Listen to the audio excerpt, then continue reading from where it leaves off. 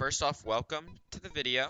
Thanks for giving it a click, and thanks for potentially being interested in the topic that I have to present today.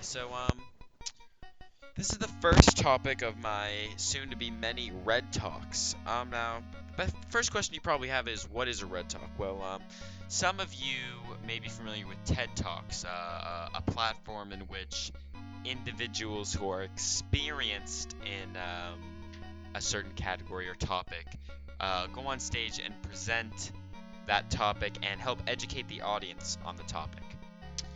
Now, I don't have a stage, but I do have a little something called a computer and a Google account, so I have created my own Red Talk, and the reason it's called Red Talk, unlike TED, well, it's a little play on TED Talk, but it's called Red Talk because it every topic I'm going to be talking about is a red flag, and the people in my opinion, have the right to know, and not only know, but to understand what's going on in the world that we live in right now.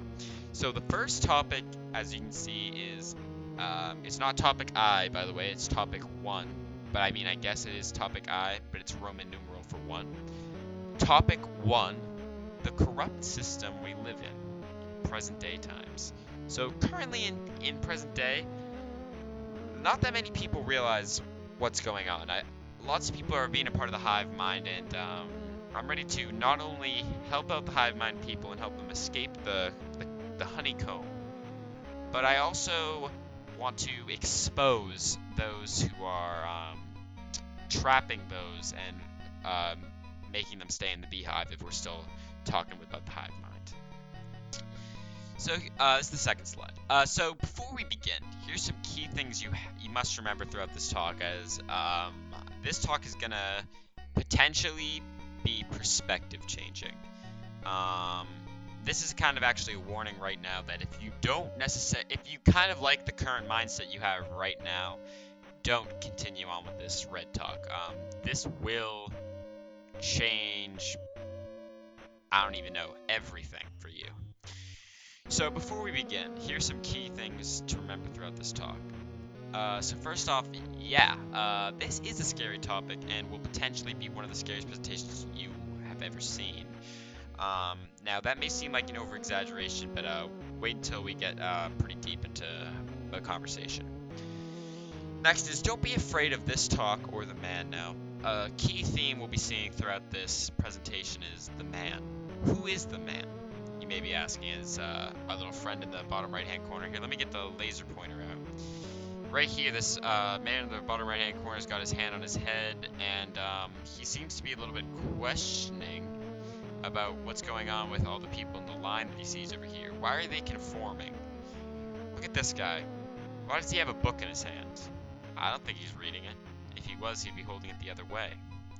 What's this woman up to? Why is she looking up while texting? Free newspaper? It's all a little suspicious to me right off the bat, and that's why I grabbed that picture. So next off, some people are meant for the system. Now, don't get me wrong, but let's use a little bit of a sheep example. Let's say we have a flock of 10 sheep. Is there some way to draw? Oh, don't want to see that yet. I don't think there's a way to draw, but we'll just pretend there's 1, 2, 3, 4, 5, 6, 7, 8, 9, 10 sheep. Okay, you can kind of envision them right there. These 10 sheep, one of them has the cure to cancer. Only one of them. The other 9 are meant to work in office buildings, because that 10th sheep has a very high IQ. And similar to me, that 10th sheep has dreams and goals and aspirations, unlike the rest of the flock. So just like the people in this line who I see as the flock, I would say most of them are already conformed to the man, and they have no problem with it. But that's something that I am against. And so, even though some people are meant for the system, I am personally not. And if you're personally not, you may continue with the talk. And if you are with the system, I would prefer you not continue in the presentation. Next is, be open-minded, but be weary of corporations. Now, this may seem a little bit contradictory, and I can admit that. But you got to be open-minded to what I say. and not listen to the corporations. They're holding you down. Now, obviously, why are you going to take my word for it? Don't take my word for it. Take my presentation's word for it in the future of the slides. And lastly, we're going to have a great time, of course. Okay, next slide. So, just as I said previously over here, sorry, I'm back on slide 2. This is not slide 4. I did not go forward another slide. Just as I said here, I don't remember where I wrote it down. Oh, this right here, the man. Who is the man? Well, right here, we got it. So first, I want to start off. Actually, I'll start it before the quote. I'll start off with this. So, the man is basically the government and corporations designed to completely destroy the foundation of society. It just boggles my mind why human beings try to just destroy other human beings. We're all the same collective species. I don't fully understand why anyone would want to tamper with Mother Nature, if anything. So right here I put a picture. I have one of my heroes, one of my idols, Edward Snowden. Edward Snowden did something that is so beyond brave. I just words can't describe the hero that Edward Snowden truly is.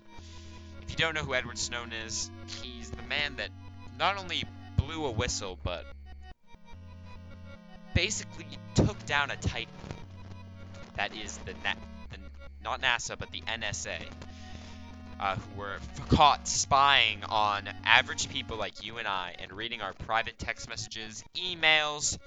They were listening to our phone calls, and they were just basically putting their nose everywhere it shouldn't be. Then I also got a quote from this guy. I don't know much about him, but the quote really spoke to me, and he seems pretty reputable. The most dangerous man to any government is the man who is able to think things out. So, right off the bat, before that little ellipse, as they call it, I'm one of those people, and hopefully lots of you watching at home are one of those people who think things out, and that's why I'm presenting this to you. I'm trying to educate you. This is why it's, let me go back to slide 1, a Red Talk instead of a TED Talk. Anyway, back to this.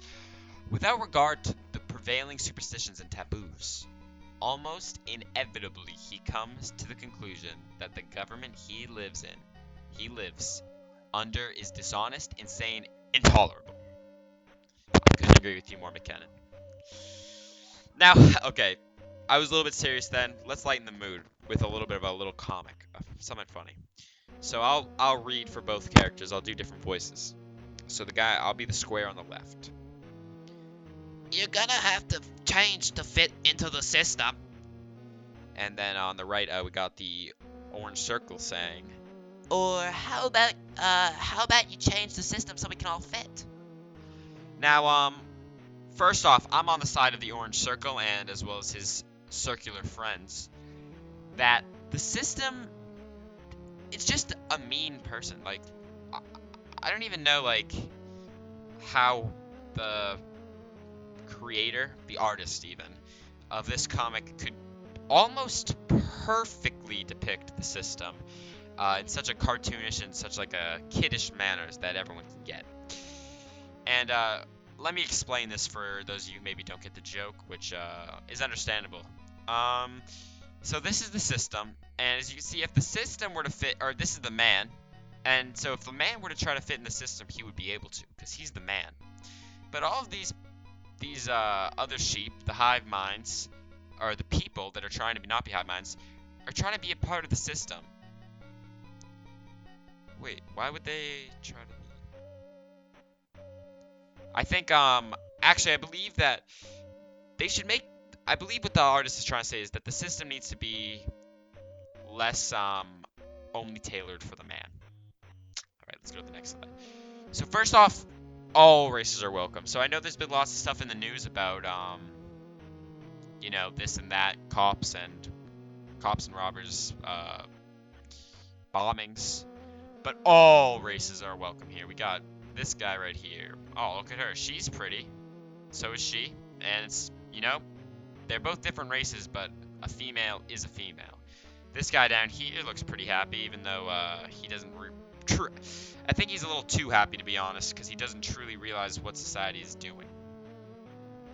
I don't know what that little beep was. Hopefully it wasn't the NSA. Actually, let's go take a quick look back at this guy. I don't even know what he's reading, but I hope they're not tarot cards.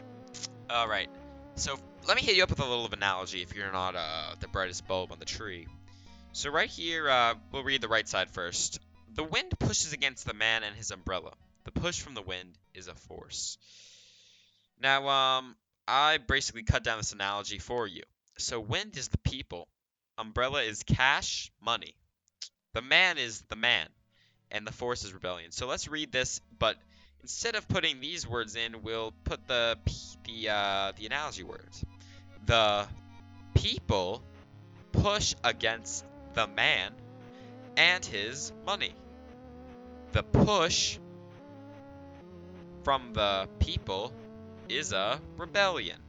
So when the people rebel, the man will be pushed back, just like this man is, and hopefully we'll push him back so hard that he falls down, can't get back up, and we can take over.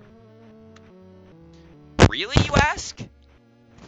Yes, I answer. We do have to take over. The man has pushed us down too far. And hold on.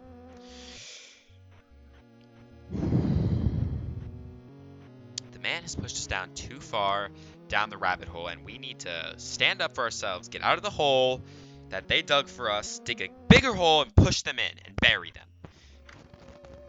Now, here's something that actually frustrates me. It's unbelievable. That's why I titled this slide Unbelievable. This is slide number 9, if you're following. This is unbelievable. On the right, this is a citation.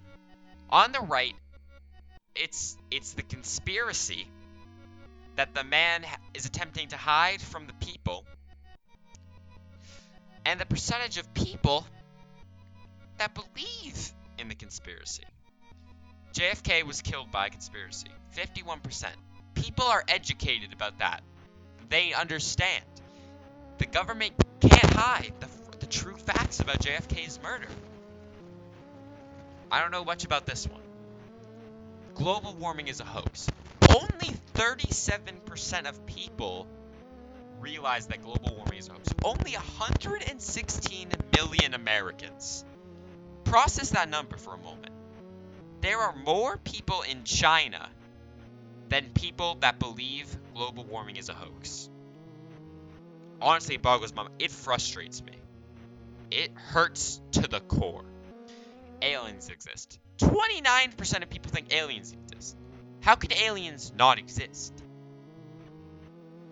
New World Order, blah blah blah, all this stuff. Look at it.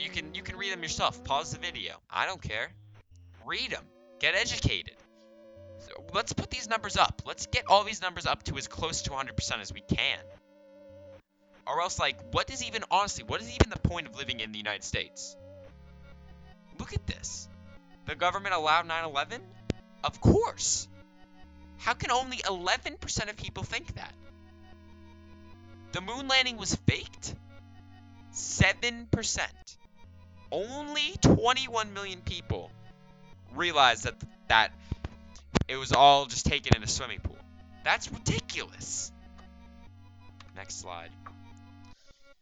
This is the last slide of my presentation, and it's a reminder, and it's a deep thing, and I want this to be the key thing that you remember. That's why it's the last slide. This is Harry.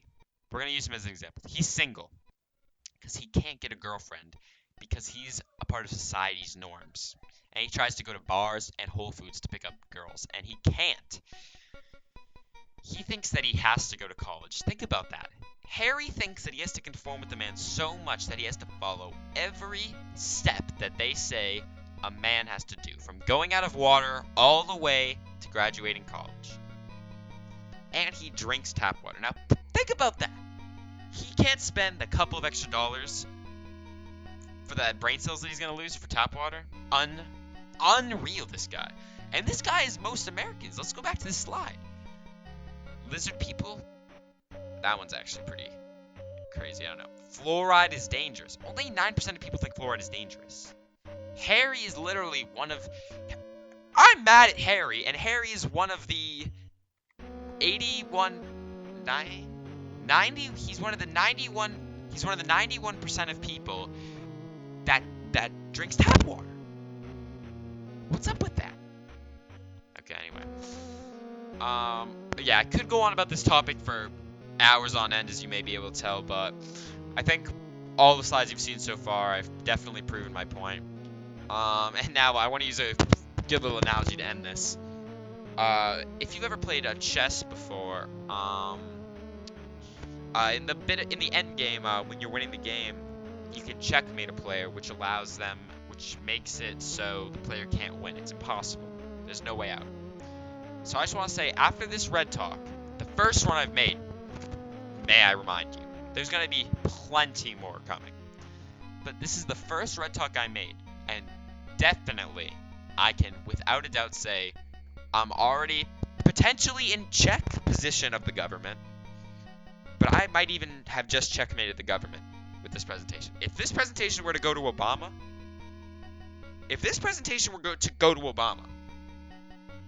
the world would just be, democracy wouldn't exist and anarchy would come. Alright, that's my slideshow. I don't think I can end it any other way. Thank you for viewing this let's go back to the first slide. Thank you for being a part of me with this red talk. It's been good. I'm gonna go just make the next one. I honestly have nothing better to do with my time because of how effed up society is. Yeah, like there's literally no point in me doing anything else. What am I gonna do? Work in a cubicle? No. I'm not gonna just work in some dumb cubicle. Instead, I'd rather be an innovator, an educator. Thank you for tuning into topic number 1, or the corrupt system we live in present day times. Thank you.